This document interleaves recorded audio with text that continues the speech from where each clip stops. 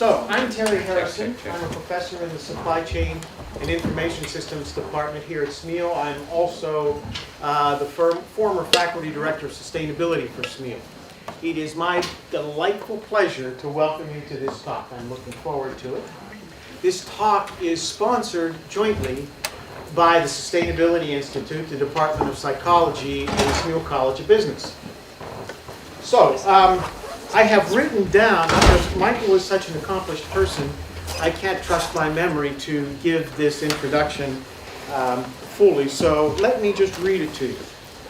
Today's speaker, Michael Vandenberg, is the David Daniels Allen Distinguished Chair of Law and the Director of the Climate Change Research Network and co-director of the Energy, Environment, and Land Use Program. He's a leading scholar in environmental and energy law, whose research explores the relationship between formal legal regulation and informal social regulation of individual and corporate behavior. He works with Vanderbilt's Climate Change Research Network. His work with it involves interdisciplinary teams that focus on the reduction of carbon emissions from the individual and household sector. His corporate work explores private environmental governance and the influence of social norms on firm behavior, and the ways in which private contracting can enhance or undermine public governance. Before joining Vanderbilt's law faculty, Professor Vandenberg was a partner at a national law firm in Washington, D.C. He served as Chief of Staff of the U.S. Environmental Protection Agency from 1993 to 1995. In addition to directing Vanderbilt's Climate Change Research Network, Professor Vandenberg serves as co-director of the law school's Energy, Environment, and Land Use Program. So now you can appreciate why I needed some notes with that introduction. Please, with me, welcome our speaker, Michael Vandenberg. Thank you very much. It's an absolute privilege to be here. I have a really deep connection to State College and to Penn State, and it begins with me at birth, literally. I was born at Bellefonte Hospital, which no longer exists, because my father had a collection of starlings where he got his PhD. Wasn't it under the football stadium that he kept them?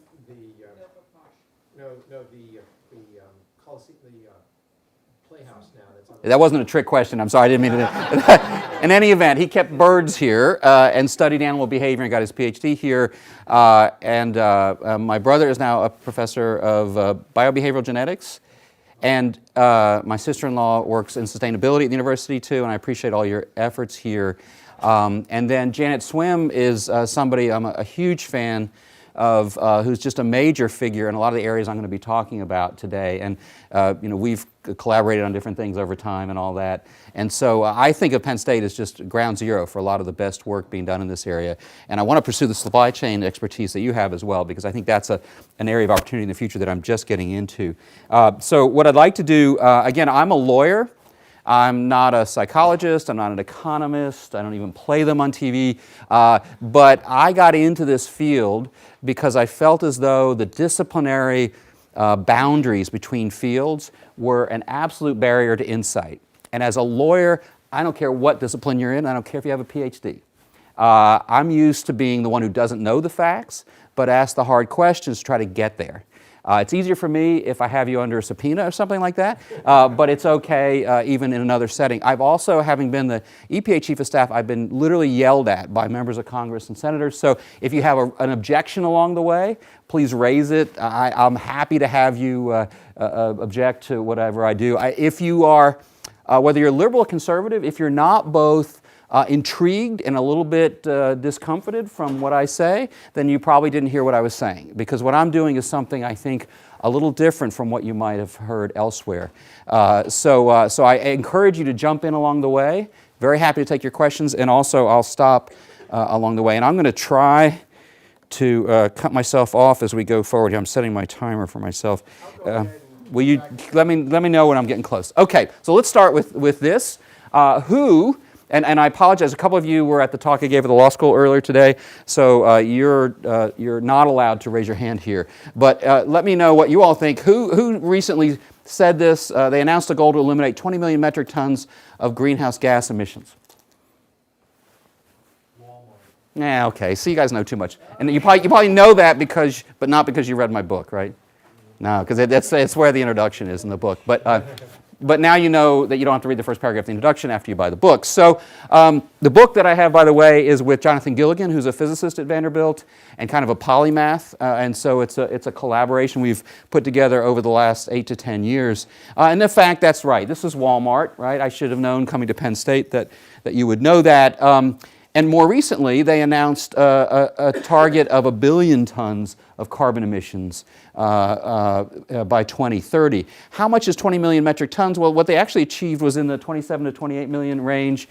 Why should we be somewhat confident that they actually did that and this wasn't just greenwashing? Well, they made that announcement with the Environmental Defense Fund, which has a full-time staffer in Bentonville working with Walmart. And the EDF is a non-governmental organization that doesn't have an incentive in helping Walmart engage in greenwashing. How much would that be? That would be equal to the U.S. iron and steel industry being cut in half in terms of its carbon emissions.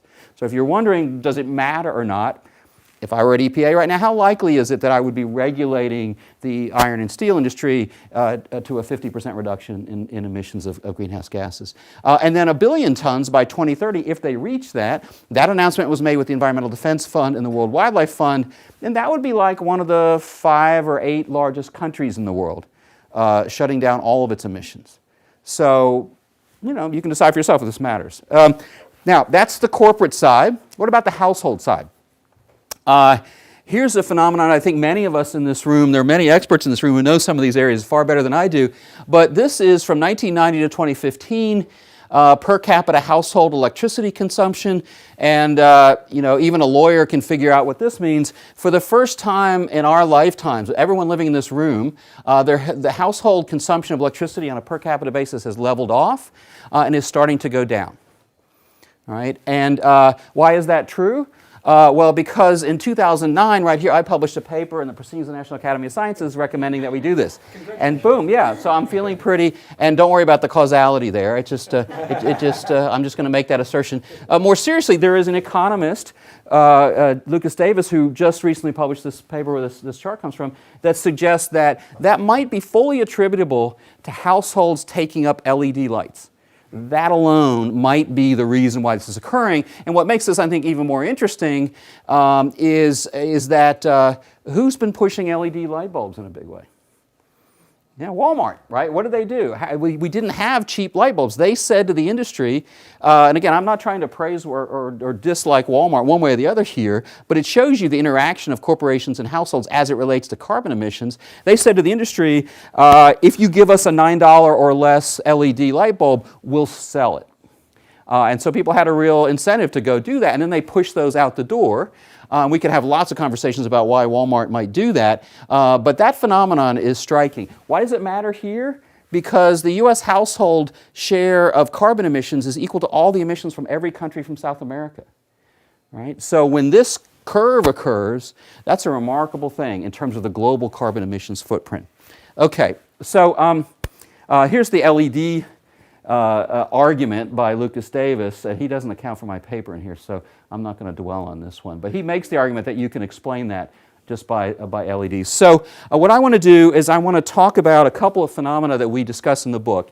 And the first is how we frame the climate problem and efforts to frame the climate problem, and whether we're focusing too much on the problem and not enough on the solution when we frame climate problems, if our goal is to induce people to be thinking more seriously and more accurately about the state of the climate threat. And then I want to talk, because this is an audience, I think, of social scientists, right? Business students, business professors, environmental professionals. You're not, any lawyers? Yes, okay. Help me out then if I get in trouble. So what I want to do then is talk a little bit about what the things that we say in the book. I'm not just going to walk through the book, but the things that we say in the book that I hope that you might find interesting, either as an identification of a barrier or potentially a research opportunity, a place we might put some effort. And I want to talk about conceptual barriers in this area, corporate motivations, what we know about them, what I think we need to know about them, how and why we might take households more seriously than we do, what I think of as spillover effects, and then climate justice. And then at the end, if we have time, I have several others that I'm finding really intriguing, but are more outliers. Okay, so in the book we make 2 key points. The first one, if you are studying climate issues and you're in the social science area, much of the action right now, I think appropriately, is in focusing about how do we better describe the problem, because the vast majority of the American population is not seriously enough concerned about the problem to want to do something about it. And that, by the way, is unlike what's happening in Latin America and the Caribbean.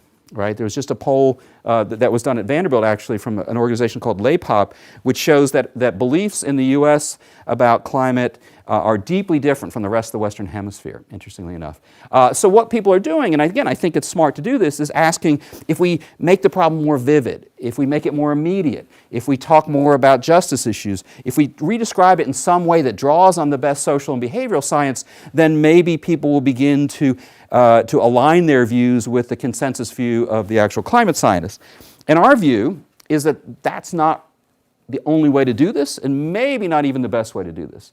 That we need to think equally about what people anticipate the solution to be. Because we think that the best research suggests that, that people are anticipating what the solution is going to be, and that it's not about framing the problem, it's about thinking about the solution. And I'll talk to you more about that. The second thing we say in the book is that we believe the private sector can give us 1 billion tons a year of carbon emissions reductions over the next decade.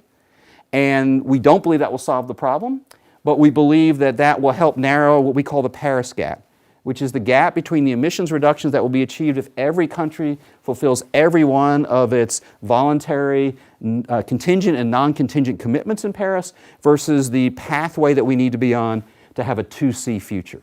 So we don't think that we can solve the problem with private action whatsoever, but we think we can buy time, reduce risk that will pass thresholds, and reduce the net mitigation costs along the way. So that's what I'm going to try to convince you of. And if you'd already read the book, you'd already be convinced. I wouldn't have to talk. But okay, so the first problem we run into is a framing problem about what the options are out there. And this is a slide from Michael Gerard, who's at Columbia Law School, who directs their climate center.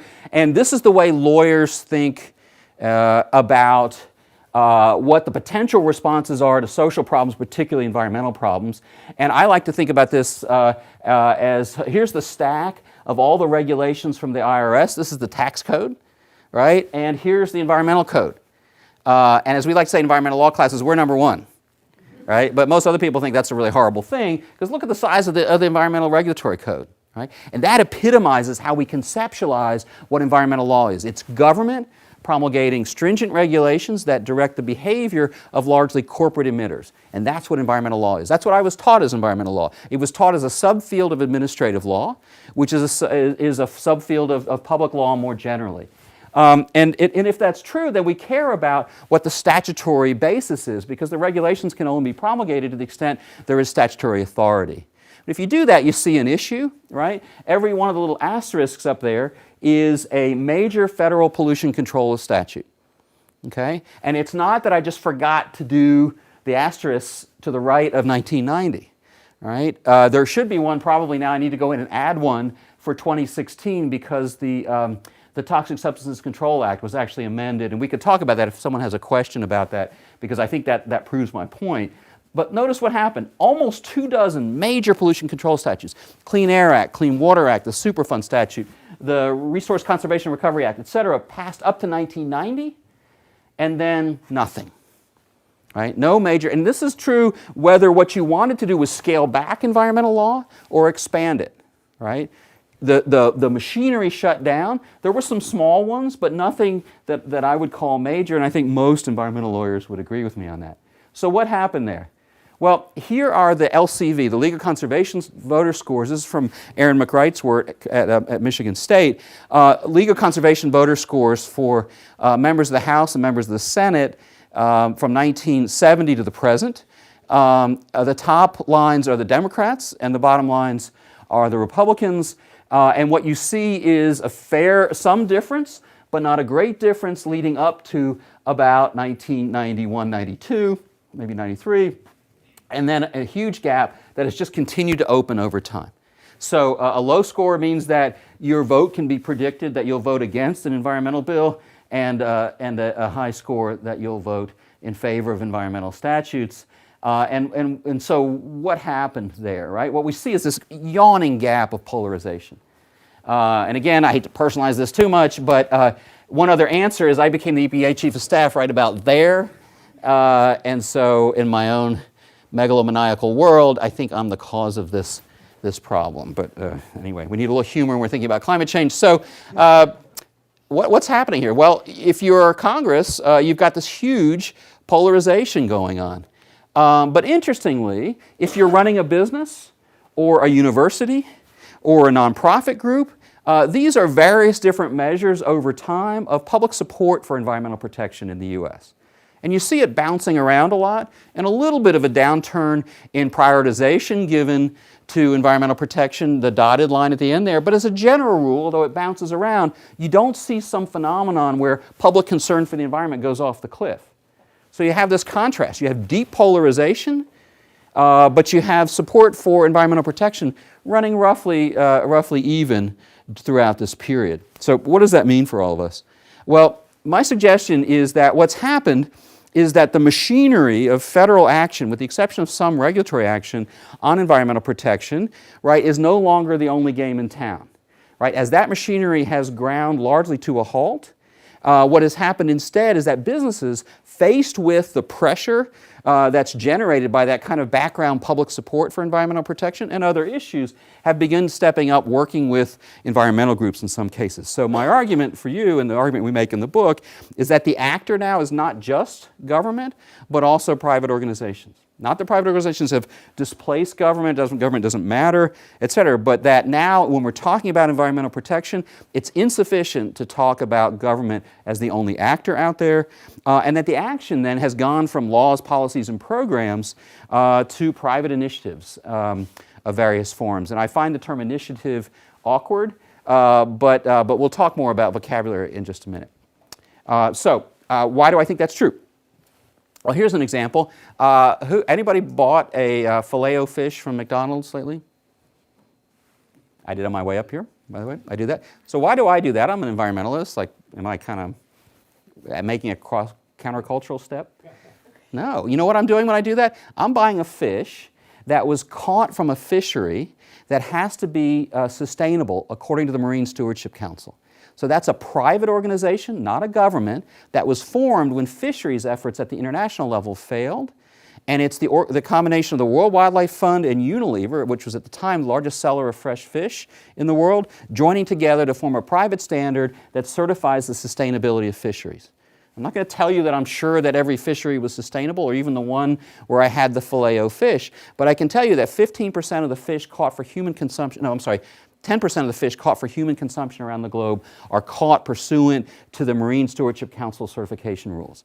So 10% of all the fish caught for human consumption are, if they are sustainable, it might be because they're subject to a private standard formed by the combination of a corporation and an environmental group.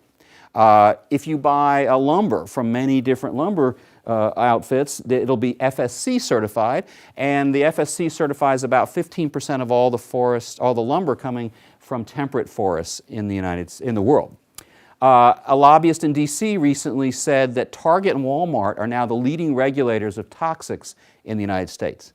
Why is that? Our toxics regulatory regime has been in gridlock largely since 1976, with some movement a year and a half ago. But what's happening now is Target and Walmart have their own toxic standards. So the head of the American College of Environmental Lawyers told me at a conference a year ago, he represents a major clothing manufacturer. When they are trying to decide what dyes and inks and chemicals they can use in making the clothes, the first thing they do is figure out what will Walmart and Target buy.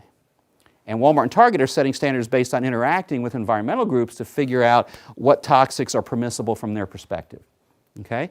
And then they go look to see what the federal government does. Now, again, those are not immediate, they're not completely independent. The European standards drive the private standards as well. Federal standards affect them. But the leading regulators right now, according to one lobbyist in D.C., of toxics in the U.S.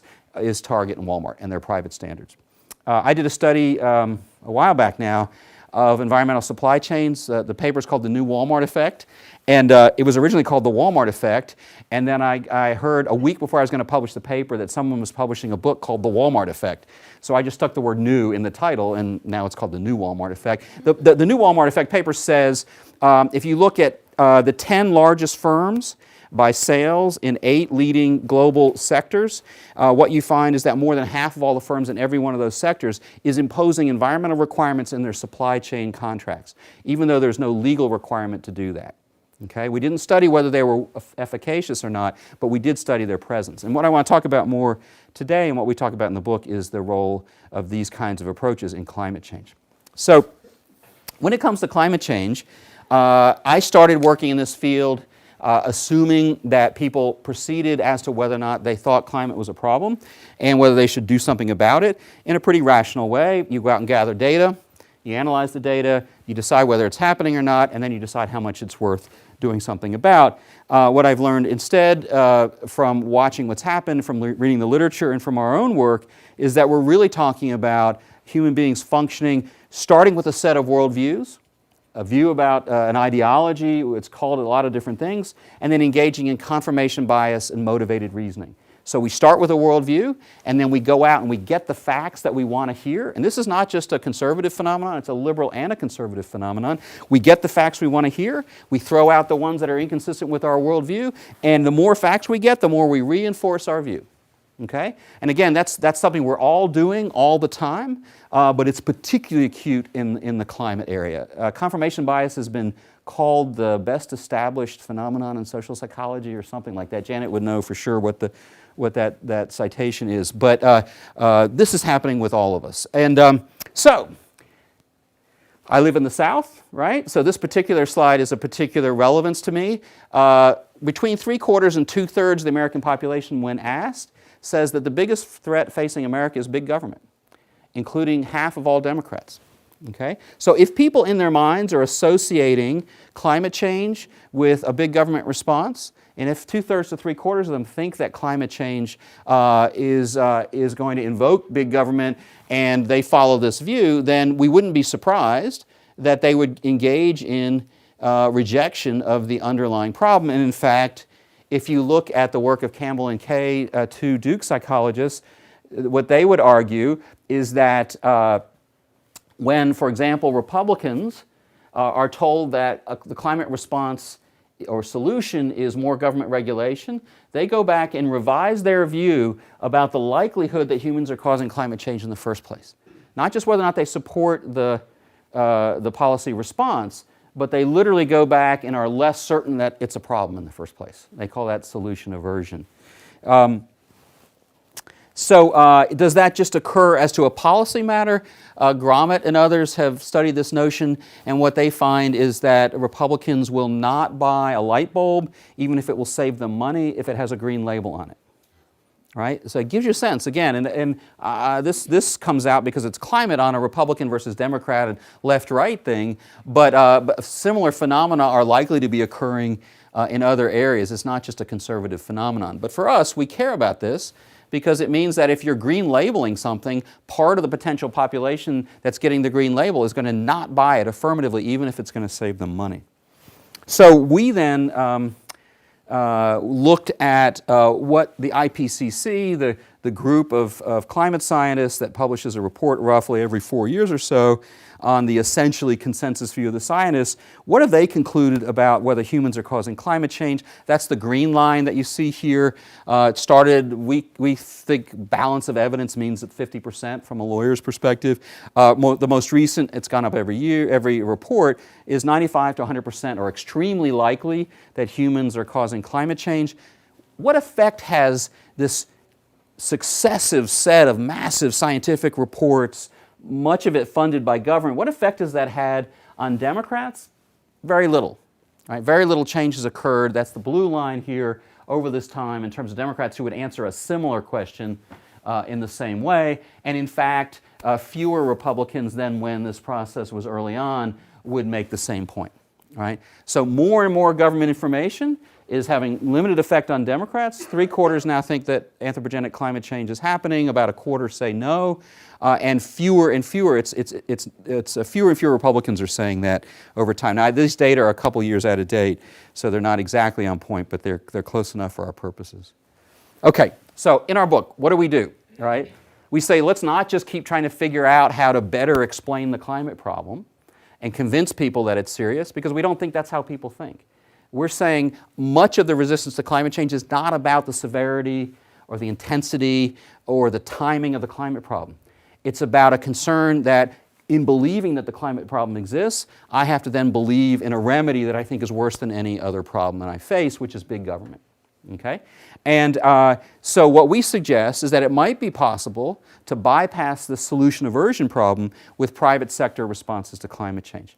We don't think this will solve the problem, and we never argue that it will. You'll never see anything about that, but we say that we can buy time. We think a gigaton a year of CO2 emissions reductions, 1 billion tons a year, can close what we call the Paris gap, and I'll show you a slide on that in just a moment. We then lay out a model. Those of you who are modelers will be horrified. I'm a lawyer. My colleague's a physicist. He can actually do a real model. But this isn't a model in the sense of a formal model. It's a set of explanations that help us understand why it might be plausible that companies and households would be motivated to reduce carbon emissions. And in a genuflection to the non-economists, I use the word motivate rather than incentivize, because I think human behavior is affected by a lot of things other than incentives. But we produce a model, and we talk about both self-interest and other motivations. And we focus, and I'll focus here on corporations, and we also focus on households. But we think those are only 2 of the potential private sector respondents in this area. So let me anticipate a problem first, and then say a word or 2 more about the model. You might say, yeah, but what about states and localities, right? Even when I first wrote this book, and I have a bunch of papers that preceded this book on a similar topic, the answer I got over and over again from people who were more moderate to liberal was, yes, but government's going to do this, so why are you wasting your time on this, okay?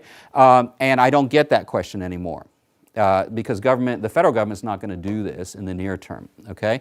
But now the question I get from the same audience is, well, aren't states doing this? And the answer is, yeah, many of them are, right? But those states represent just over 1/3 of U.S. carbon emissions. 1/3, right? So 2/3 of the states are not interested in engaging in reducing carbon emissions. So if your answer is state action is the answer, my answer is yes, for 1/3 of U.S. carbon emissions, they may be able to make a difference. But that leaves out 2/3. Why does that matter for me in particular? I live in the U.S. Southeast. The 7 southeastern states would be the 6th or 7th largest country in the world if they were a country, just in terms of their CO2 emissions. None of them are trying to reduce carbon emissions. In fact, they were litigating against the Clean Power Plan when the Obama administration was there, and now they're litigating in support of the withdrawal of the Clean Power Plan, which would have reduced state carbon emissions. There are a number of cities that have acted, and they're doing quite a bit. And so I think both the cities and the states that represent about 1/3 of U.S. carbon emissions are going to make a real contribution. But what we're looking for in this book is a way to deal with both the solution aversion problem and the fact that we're probably not going to get enough emissions reductions to substantially reduce the risk of catastrophic climate change. So we're looking at private action, not just non-federal action. Let's talk about a couple of potential barriers here. And the first that I always get, I take from an article that was written in Foreign Affairs magazine, and a very top global analyst of climate problems said the big problem with climate change is what can government do? And I would say no, right? That is embedding that approach to environmental regulation that I showed you the slides about in the first instance. The big question about climate change is what can any institution do? Right? And if we start with what can government do, then the question is what's the international process going to produce? But what does international mean? It means between nation states. A global supply chain, like the one that Walmart's going to try to get 1 billion tons of emissions reductions down, isn't between nation states. It's companies interacting with each other, right, without regard to the nation state. working around the laws, et cetera, right? But so I use the term global rather than international. People often ask, well, what's a policymaker going to think about this? The challenge with that is in the area we're working in here, the policymaker might be the head of a civic organization. It might be the Rotary Club president in a town. It might be the CFO of a company. It might be an NGO activist who's trying to change household carbon emissions. It might be the head of a private university. So the word policymaker is also not a complete fit. And we use terms like law, regulation, policy, and program, none of which easily fit into this area. So I tend to use the term initiative. I know it sounds a little bit clunky, but we just don't have the vocabulary, I think, necessary to avoid assuming that we're always talking about government. The other thing I would say, do we have any political scientists in the room?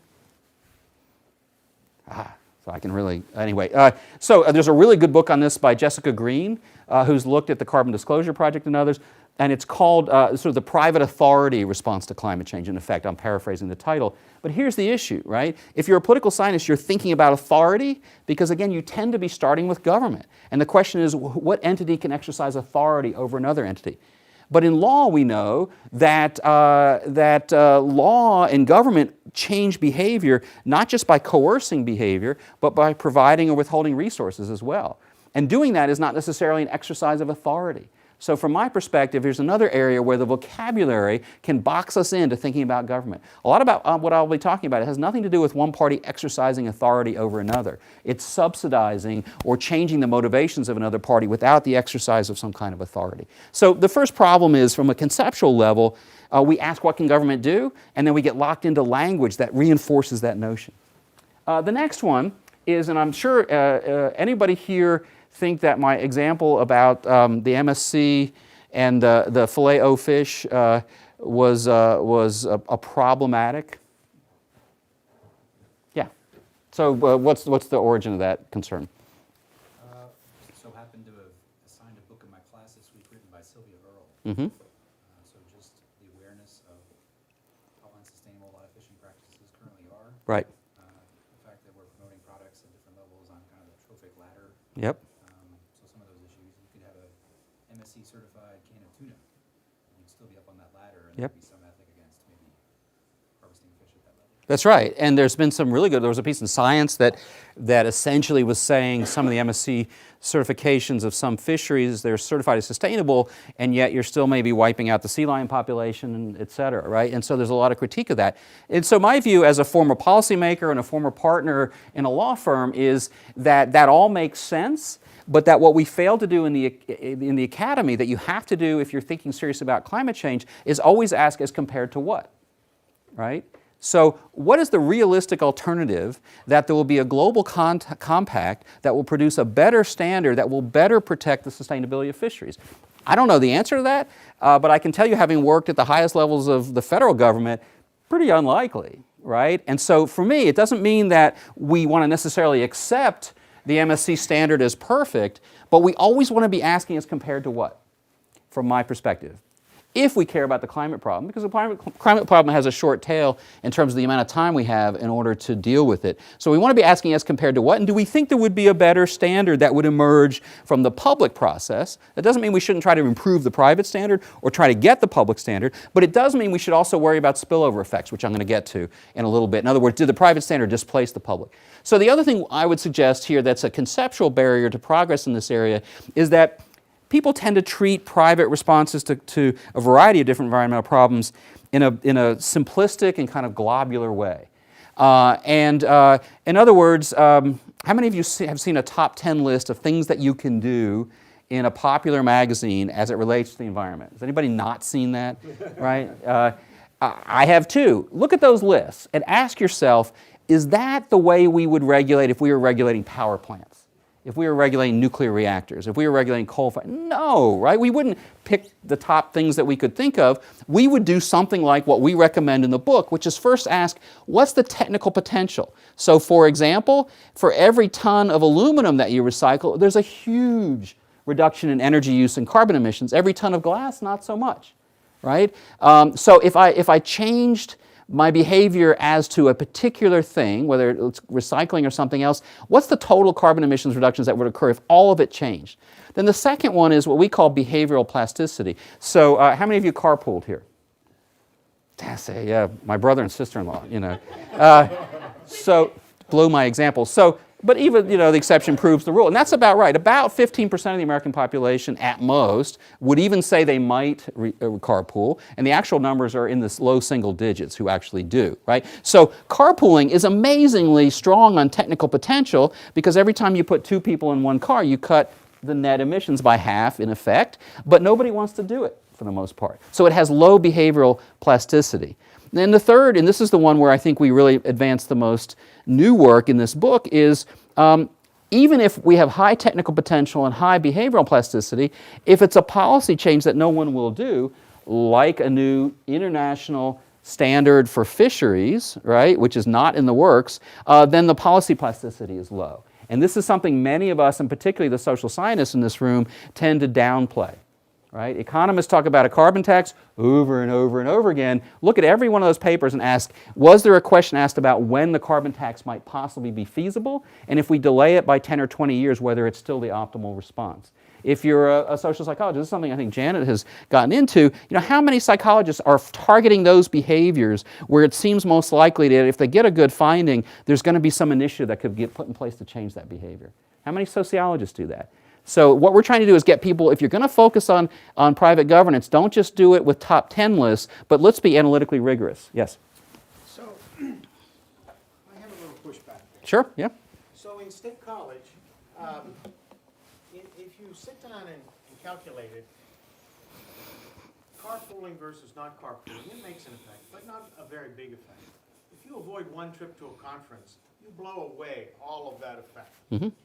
In places where it makes a difference, like I know my nephew works at the Pentagon, and one time I was surprised he was talking about he was going to be a slug that day. I didn't know what a slug was. Right, yeah. And but as he explained it to me, and we dropped him off, there are many people. Slugs, by the way, are people who just show up, don't talk, just get in a car and ride into the Pentagon. And when they get together, they form a slug line. It's called, yeah, like a conga line. Yeah. It seems to me that we're not giving folks enough credit for thinking through and making some rational choices at the individual level where, in fact, these things are happening. Yeah, so I'm a fan of doing that. I would say that many of the colleagues that I work with don't go through enough of a rigorous process. I try, for almost every time that I'm invited to give a talk, I typically push back and say, can I do it by video or not? And the typical answer is no. But so I would say absolutely that part of what we're trying to do is to say we're targeting the philanthropists and the advocacy groups and the organization managers to say, in part, give people the information necessary because they very often will make the best choice. Not always, but very often if they're given that chance. But let me get to myths in a little bit because I want to show you, if I could, some information about how much people don't know about these issues. And let me just say one other thing for all of you in this room. If you are in the business of, even if you're a pure climate scientist, you've probably seen this research. I think it was done by some of the folks at Columbia and then University of Indiana, but it shows that if people hear that a climate scientist has a high personal carbon footprint, so they're not actually doing what their science would suggest, they will discount the climate science. Right? So if you are a climate scientist and you're flying around doing the thing that everyone got on Al Gore about, right? Your house isn't efficient and you're flying all over the place, you may be undermining literally the willingness of people to believe the very important stuff that you do. People have a real sensitive spot on hypocrisy, and so be aware of that. Okay, so, but here's an example. Once we shift from what can what can government do to what can any institution do, how might we deal with this problem of worldview and belief on climate? One answer is that we might, if we allow a private entity to do so, we might create a private climate prediction market, right? Where you and I could buy and sell the likelihood that the climate science prediction is correct as to global average temperature in 2025 or sea level in 2030 or whatever it might be. Okay? Not something you could expect government to do, but if you believe in free markets, then you should want to put your money where your mouth is. And even though that contract won't mature for 5 or 10 years, the price of it being traded between now and then will signal the likelihood that people think it will pay off in the future. And that will allow us to change public debates about climate change. And I can simply say, all right, if you don't think it's happening, fine. Sell me a prediction about the 2025 global average temperature, and let's trade it. You can buy one right now in New Zealand. This is in New Zealand. And a company was just formed in the UK. So you could do this in the UK as well. We couldn't do it here in the US because the CFTC and the SEC look down on this. They view this as gambling, and they don't see the asset behind the trade. And so what you could do in the U.S. is a private academic market like the Iowa presidential election market, if anybody has seen that, right? Does a pretty good job generally at predicting presidential and other elections. We could do the same thing here. We just need someone who's willing to step up maybe to business school and say, let's figure out how to do that, an experimental market as to climate. I've essentially implying through everything I'm saying that I think that if we had a private response to climate change that would avoid the solution aversion problem. I don't have an answer on that, just some preliminary work we've been doing. We did some studies. We asked people about their support for private versus public approaches to climate responses.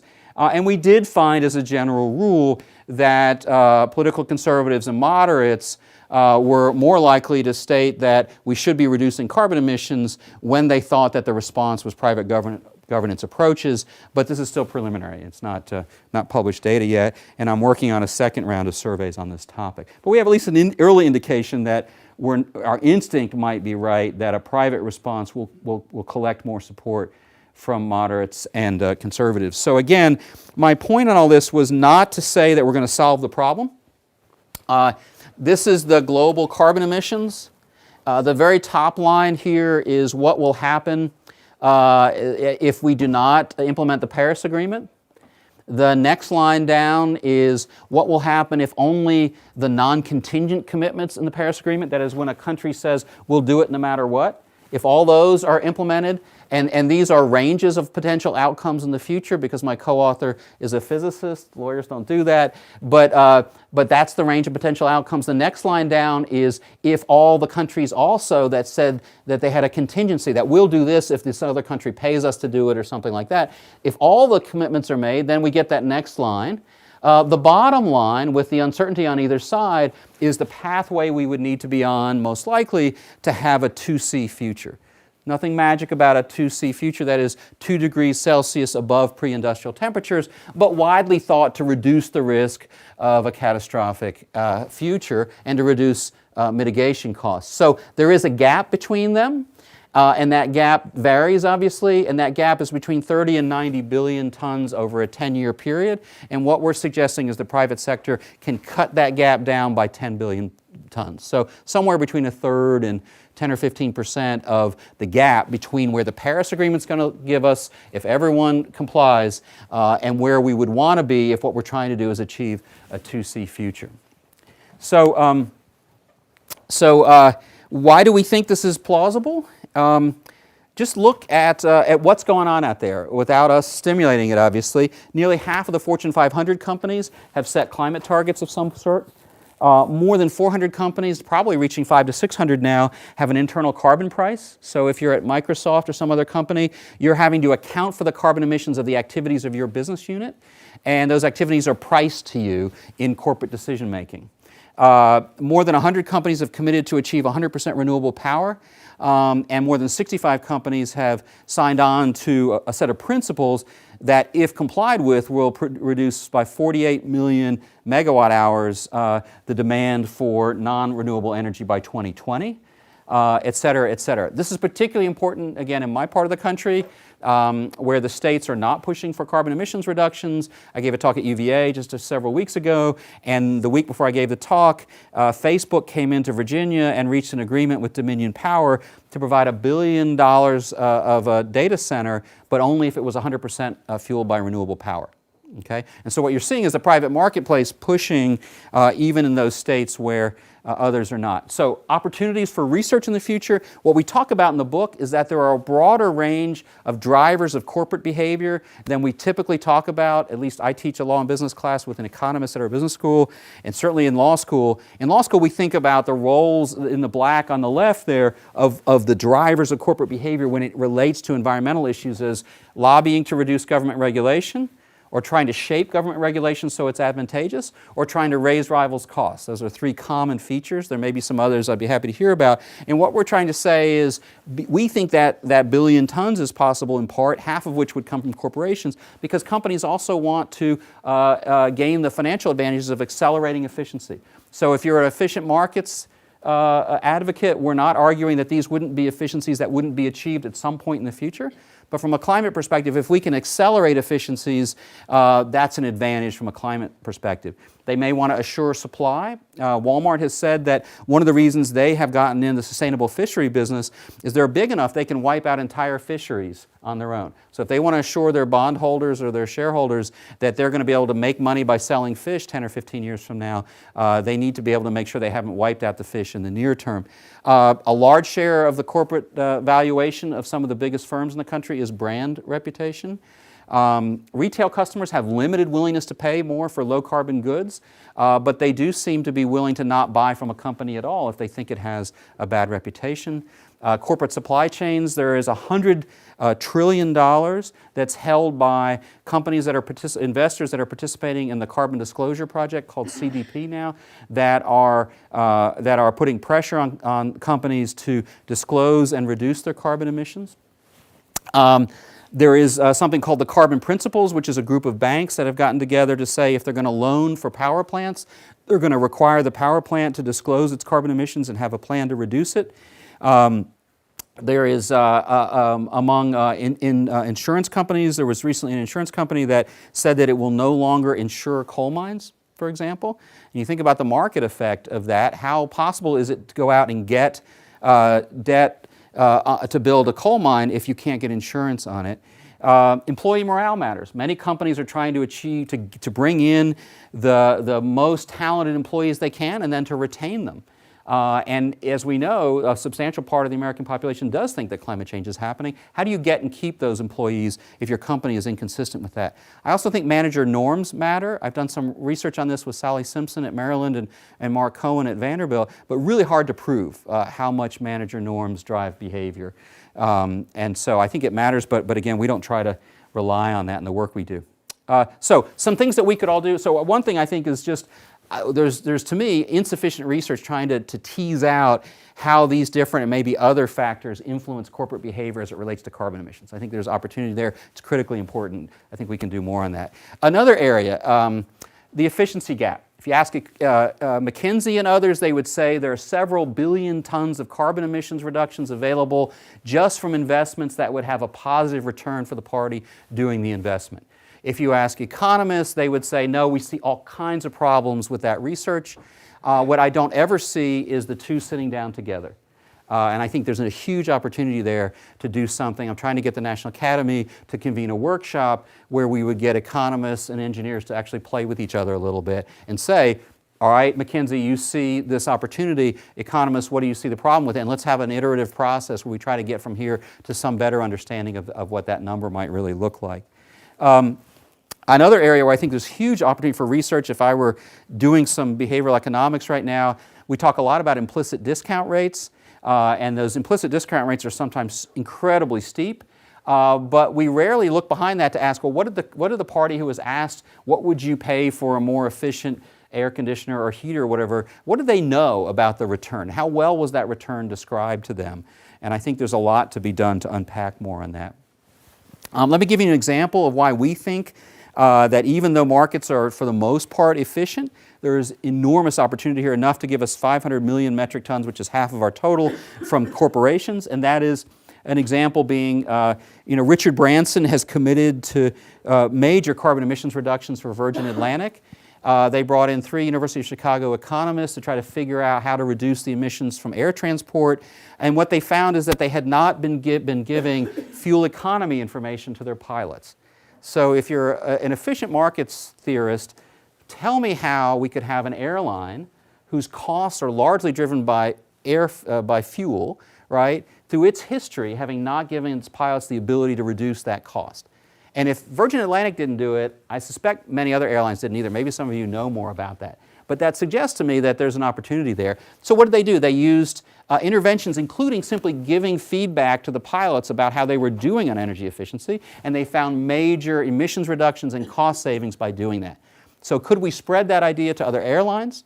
What about trucking companies, right? I've tried to get the trucking companies interested in the idea of let's just reduce your fuel use by giving your drivers better information on that. And so far, no takers, but I think there are examples of where the opportunities are, and lots of research could be done on that. How much do global supply chains matter? Well, if you look, what we've tried to do is just provide a really simple analysis of where the pressures might be on a retailer like a Target or a Walmart that might be pressing them to try to induce carbon emissions reductions from their supply chain. They may turn around and put that pressure on the manufacturers through all the things I've talked about so far, which turn around and put those pressures on suppliers. How strong are these pressures right now? I gave a talk to a major private equity firm recently that has hired a chief sustainability officer from an NGO. Right? Why was I brought in? Because the suppliers of their portfolio companies are getting a lot of pressure. Their portfolio companies are getting a lot of pressure from the buyers, the corporate buyers of their goods, and they're also getting pressure from the investors who are giving them capital to go buy portfolio companies, who are saying, tell us what the carbon footprint is of our investment, and tell us how you're going to reduce that over time. So we're in a really different world than we were in even 5 or 10 years ago when a major private equity firm has a chief sustainability officer from an NGO working inside, and when they're looking for ways to do things like reduce carbon emissions. This can have remarkable effects, and an example is Apple got pushback from its suppliers about reducing the carbon footprint of its suppliers in China. And so, for whatever reason, it felt induced to turn around and provide 2 gigawatts of solar power to its suppliers in China to allow them to provide goods at low carbon to Apple back here in the United States and around the world. So if you're wondering about China, China's often, I have a paper called The China Problem, we can't move because China won't move, et cetera. Here's a place where the global supply chain is changing China's carbon footprint. Is it because any of us will buy a low carbon iPhone? I don't think so. But we might not think about Apple in the first place if we think that they're not a good actor out there. My instinct is that's probably what's going on. So that's the corporate side. Let me say a couple words about the household side. We also think there are 500 million tons available there. The first question there is, do households matter or not? And if you look at the report that was submitted to Congress before the Cap and Trade Bill in 2009, 2008, what you see is that the residential share was attributed as 5% of U.S. carbon emissions. And I'll show you the statement they issued in just a minute, but essentially they said, gee, at 5%, not worth worrying about. Okay? How did they get to 5%? They got to 5% because they excluded all the electricity you use and the carbon emissions associated with the electricity you use and all the carbon emissions associated with all of your transport. Okay? What happens when you include that? Now the household share is 1/3 to 40% of the U.S. total, depending on whose analysis you look at. Now it looks like something we might think about. And what's really important in this regulatory climate is now some of the interventions that we could use with households are still viable because they're often informational, they're non-intrusive, they're non-regulatory, they're things we can actually do if we're smart about it. But if we think about it as just the power plant and the auto manufacturer, now we're locked into a regulatory framework which might not have the political feasibility that some of us might want. Another problem that we face, and this is an area where I think a lot more good work could be done, I have a paper in the Columbia Law Review with Kevin Stack, who's an administrative law scholar, and we looked at what we called the 1% problem, which is that we all have this intuition that something at 1% or less doesn't matter. In law, we say de minimis non curat lex, which I'm sure you guys say all the time too. Yeah. The law doesn't concern itself with trivial things, and we think of 1% or less as trivial. Right? But if you take away all those countries that contribute 1% or less to the global total carbon emissions, you've reduced the total down to about 12 or so from 190. Right? If you look at U.S. industrial sectors, almost every one of them can claim, with some exceptions, we're down in the 1% range or so once you figure out what the denominator is in the right way. Okay? So we need to worry a little bit more in some cases about getting over this 1% bias we have, particularly as to households. And so what we did in this earlier paper was just to try to look at the technical potential and the behavioral plasticity of 16 behavior types as they relate to energy use and carbon emissions, and come up with a reasonably achievable emissions reductions even with non-intrusive, non-regulatory mechanisms. And we found that the total that we thought was achievable in a decade was a 20% reduction in the household share. How big was that 20% reduction? It was equal to all the carbon emissions of France.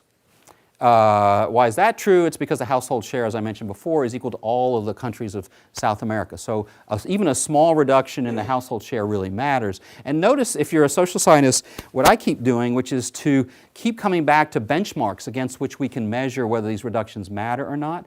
I was the one in this paper who suggested that we mention that that's equal to all the carbon emissions of France, and got a lot of pushback on that, won that battle, and it's now one of the most quoted of the statements we made in that article. People are looking for some sense of grounding if what you want to do is do work that affects policy. So again, one of my thoughts here for social scientists is go out on a limb and figure out how you make the argument that what you're doing matters, even if it's only in a couple of sentences.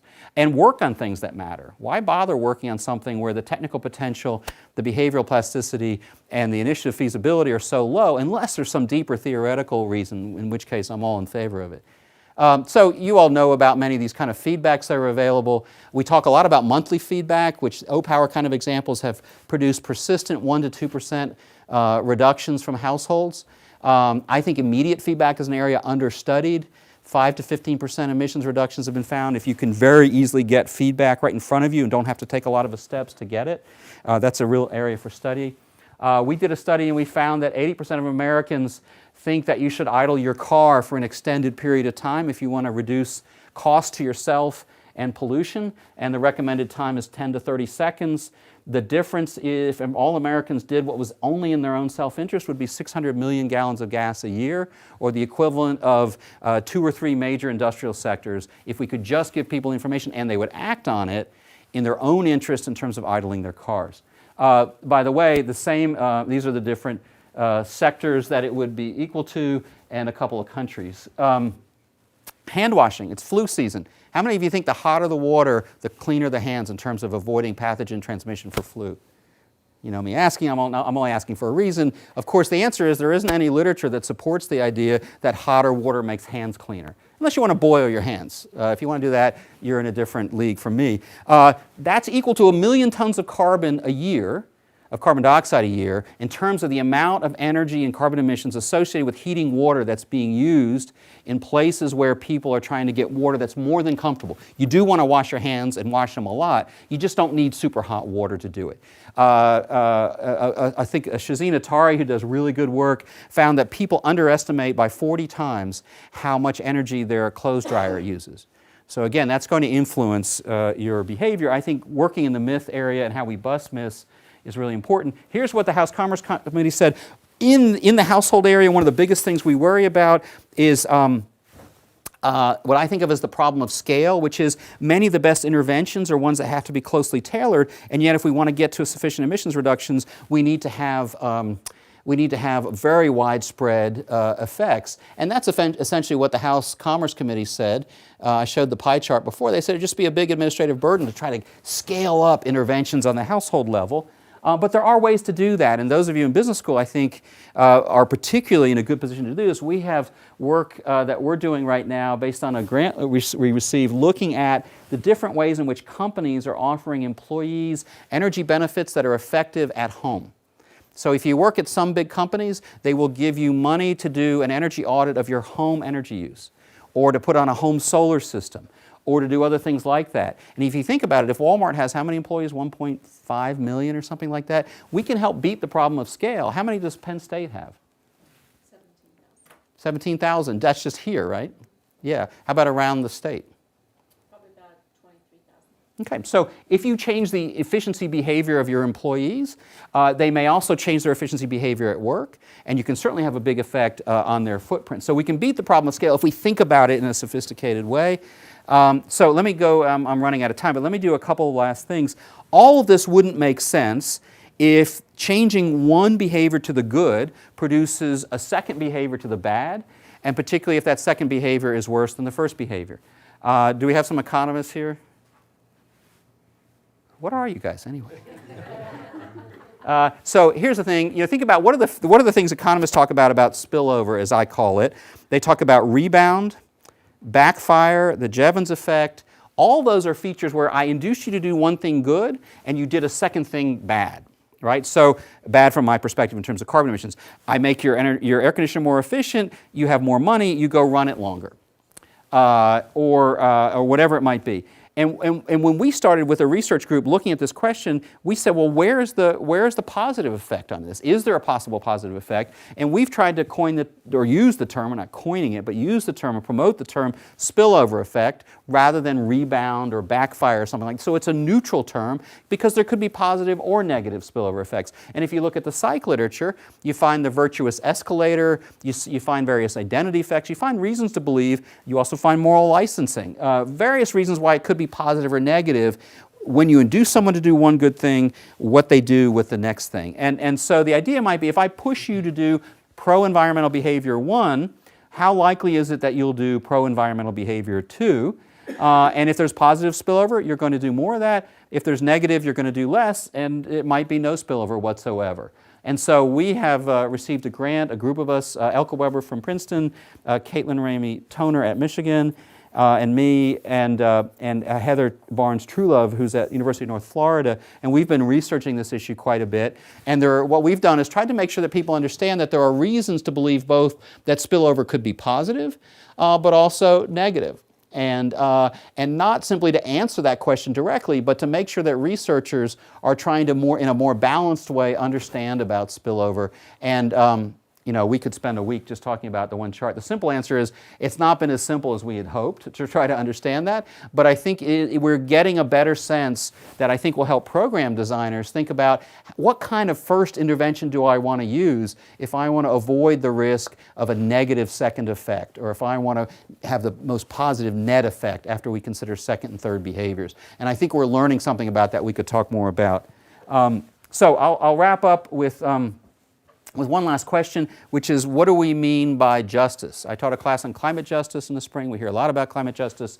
And I want to talk about intergenerational and framing issues. And I think most of us think about justice in the first instance when it comes to climate by thinking about disparities in wealth around the world and who will pay more for high-cost energy if we switch to a low-carbon future, as well as who will be most harmed. Particularly folks working on the left focus almost exclusively on these issues. And what we're trying to do in the book is open people's minds a little bit to a second issue. This is from an earlier IPCC report. Even if we level off carbon emissions in the very near future, sea level is still going to be rising well over 1,000 years from now. Right? A significant proportion of all the carbon we release today will still be in the air 10,000 years from now. And so the equity or justice question, although we're all focused on who's going to pay and be harmed here, right, is also going to affect, if it's 10,000 years, 500 generations of people in the future.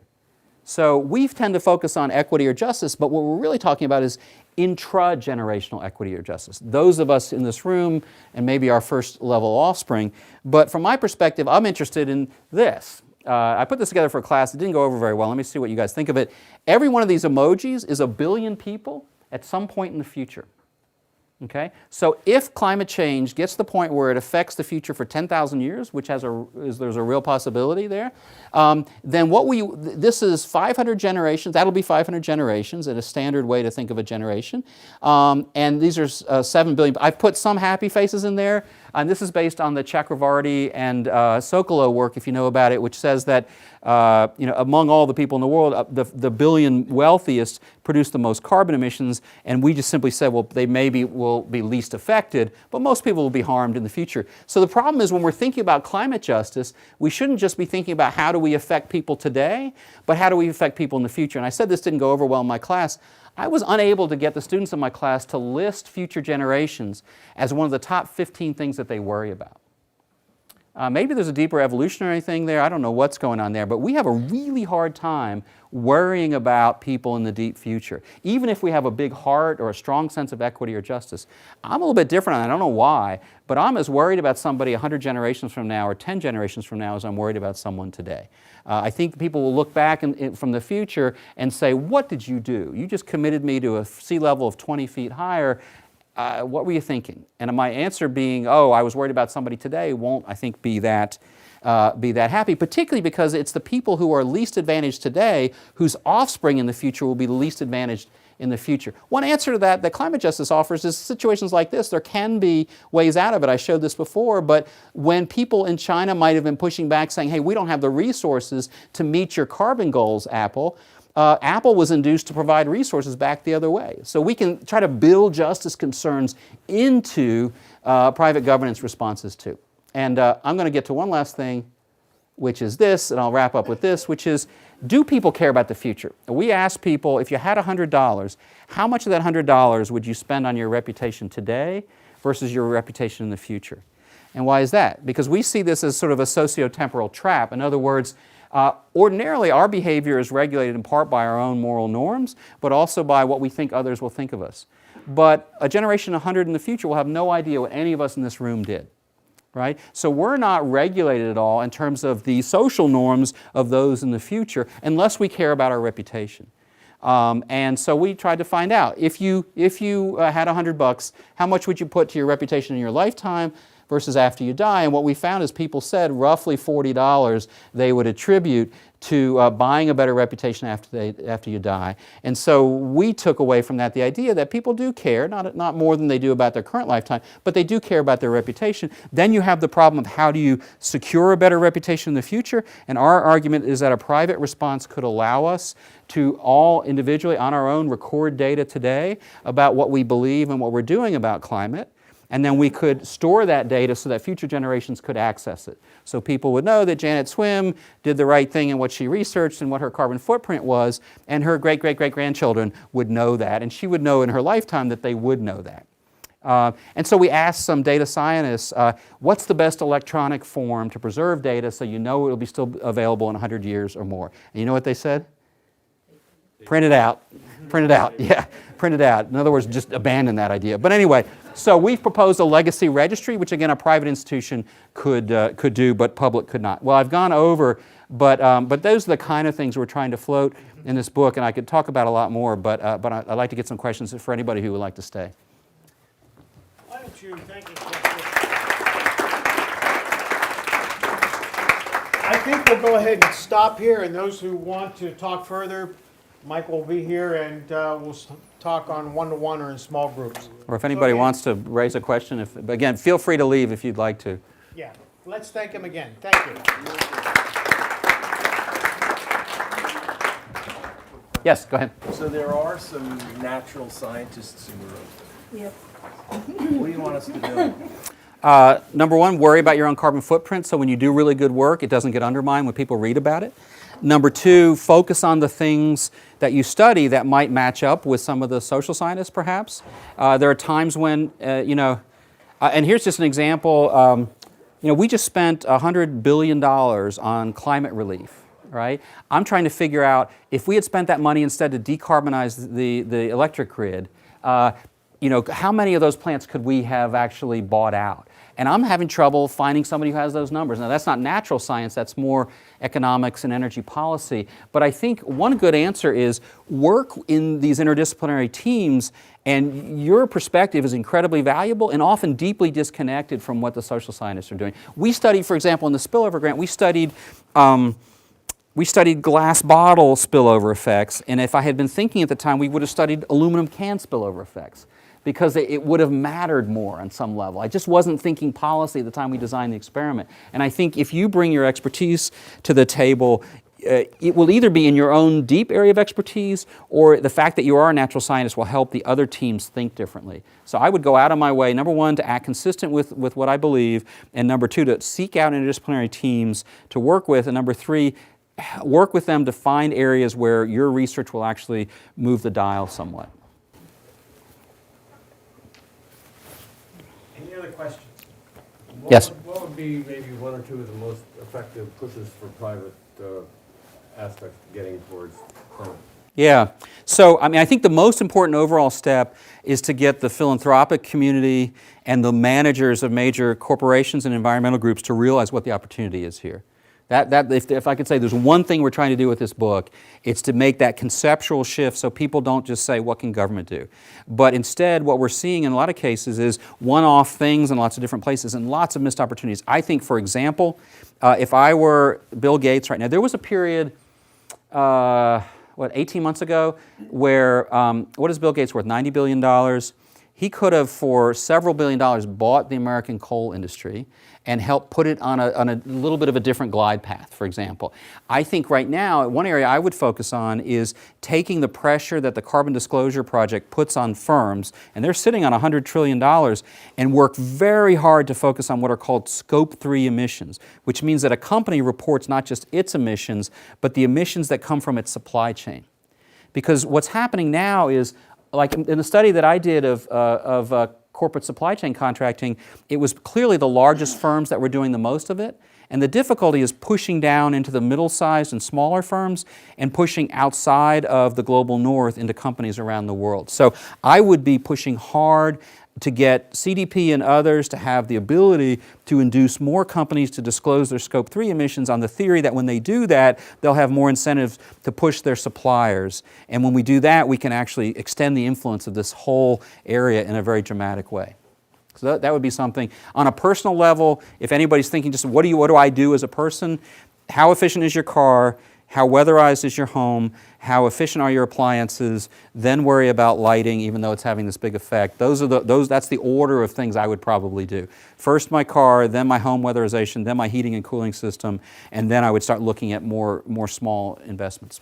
In terms of green energy producers versus the regular, that should be an advantage. Yes, absolutely. And again, in the Southeast, I'm working with Vanderbilt to try to get Vanderbilt interested in their nibbling on buying its power, buying renewable power. And what we're finding is that it is remarkably cost competitive right now. Wind in particular, next solar, but that some big institutions could very likely buy all the power they're buying now at less cost than they're now buying it if they were to contract for 100% renewable energy. So there's literally not a financial penalty to be paid in some markets, which is a totally different thing from 5 or 10 years ago. Yes? So the mechanism you're proposing for, I forget what you called it, where the larger companies require actions from their suppliers. Yeah. Mm-hmm. It seems to me that you get the same pushback about having a negative effect on commerce, right, on industry, because those smaller suppliers have less resilience than the big companies. And so another thing you showed at the beginning of this was the relative size of the tax code versus the environmental code. Mm-hmm. But the tax code is, in large measure, trying to frame the whole structure of society through incentives and penalties. So it seems to me that combining those two, in other words, giving breaks to achieve what you're asking these manufacturers to achieve from their suppliers, is all part of a public-private partnership. Yeah, and I have overstressed the private side just to make that point, but I think a lot of these are hybrid activities. On the tax code, there's a great paper, if anybody's interested in renewable power subsidies versus fossil fuel power subsidies, Tracy Roberts has a paper in the Columbia Environmental Law Journal where she's a very good environmental tax lawyer, actually, and she tries to tease out what those have been over time. And so I think that's an area of incredible importance. So yes, absolutely. As to whether it's sort of problematic that you might see manufacturers putting pressure on suppliers, if they're pushing for greater efficiency and greater carbon emissions reductions, You still have to get there from here. you have to get there from here, but you know what? If we don't do that, we get a couple thousand years of climate change. So I'm okay with that. I'll live with that. Yeah, I'll just live with that. If you're a small business owner, you may not. That's right. You may go out of business, and we have to all decide. I don't think that's. I don't think we can go ha-ha, right? We have to say we have a moral obligation. I think the same is true if we displace fossil fuels. Like there's a great picture of of Times Square in 1900, and it's completely full of horse-drawn traffic.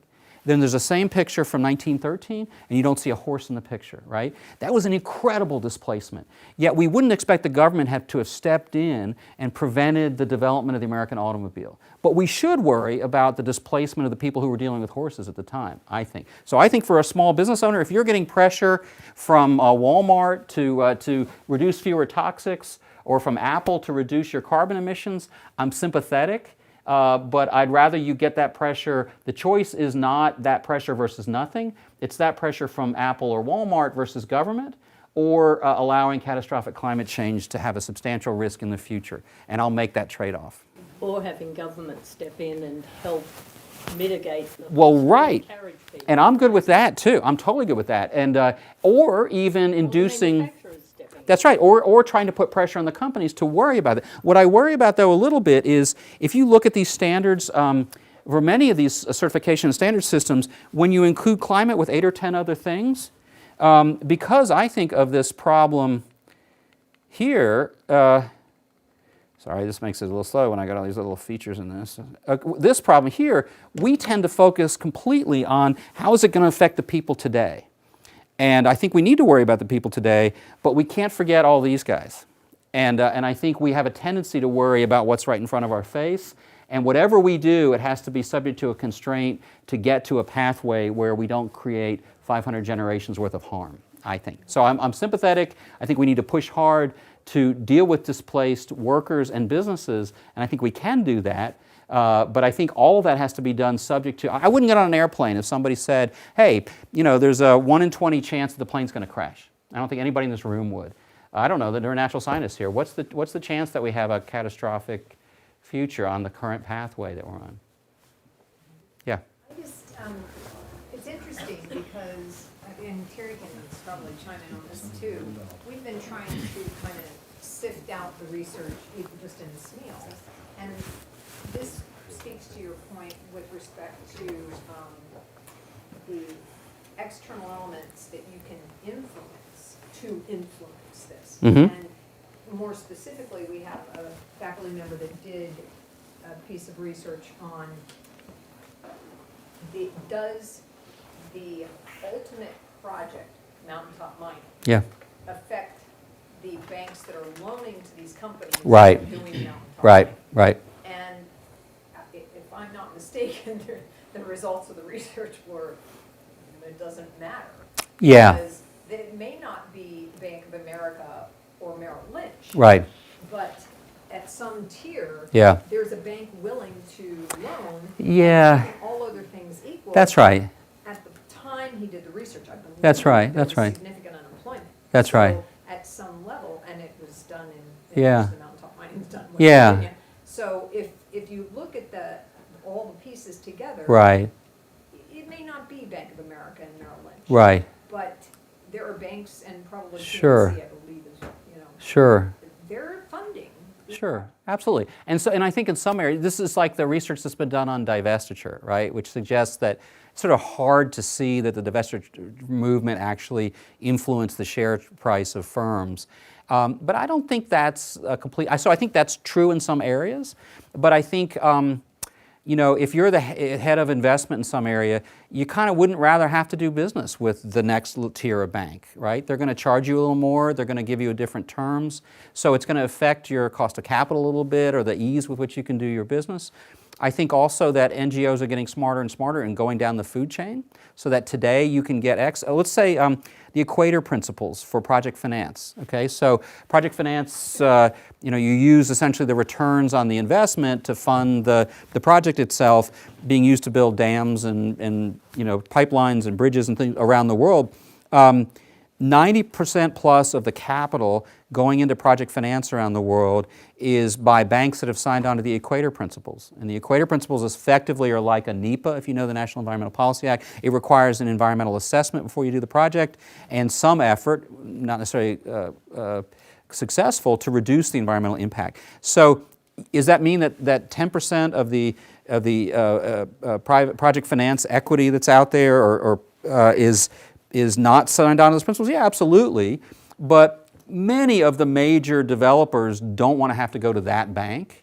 And it affects them. So I think that absolutely there are areas where the availability of other capital doesn't care about this. The same I've heard a lot about Brazilian beef and deforestation, that there's an entire agreement between major European food and leather companies and the Brazilian slaughterhouses to reduce the deforestation. So the slaughterhouses committed in a private set of agreements to reduce the deforestation associated with the beef that they buy. They won't buy beef unless it's essentially certified, for lack of a better term, to have come from a forest, an area that wasn't recently deforested. Okay? And so why is that happening? Well, probably if you're Adidas or Nike or McDonald's, you're not going to be able to sell to a German or Danish customer unless they feel confident that you're not contributing to deforestation in Brazil. And there's some suggestion that nevertheless there's enough other of a market for that beef anyway. It's not clear how much of an effect that's had. So I think that's a real issue in many areas. I don't think it's enough of an issue to undermine. It's enough for us to only claim 500 million tons of CO2 emissions reductions a year. If we didn't have some of those phenomena, I'd be making a more aggressive claim. I would also say there's a really interesting moral question that gets raised that we don't typically talk about on this justice front, which is it okay for a Danish consumer to insist on palm oil that comes from a non-recently deforested forest in Sumatra? Right? What if that costs the job of a Sumatran forester? Okay, and that's a challenge. And I've been accused of being a neoliberal neo-colonialist because I'm so worried about these guys here, the 500 generations, that I think it's okay for a consumer in Japan or China or wherever they might be to insist on a product that's going to reduce the risk of climate change, even if that has some coercive effect on the person supplying it. And a lot of people working in this area are not willing to do that. So I've just put that on the table. I'm worried enough about climate that I actually think I'm making the more moral choice, because I think that person is responding to their emotive intuition about this person today and is ignoring the 500 generations of descendants of this person today. I hope often, though, we won't get in the choice of having to make that choice. I hope we get in that Apple situation where they provide the capital to let it happen in the first place.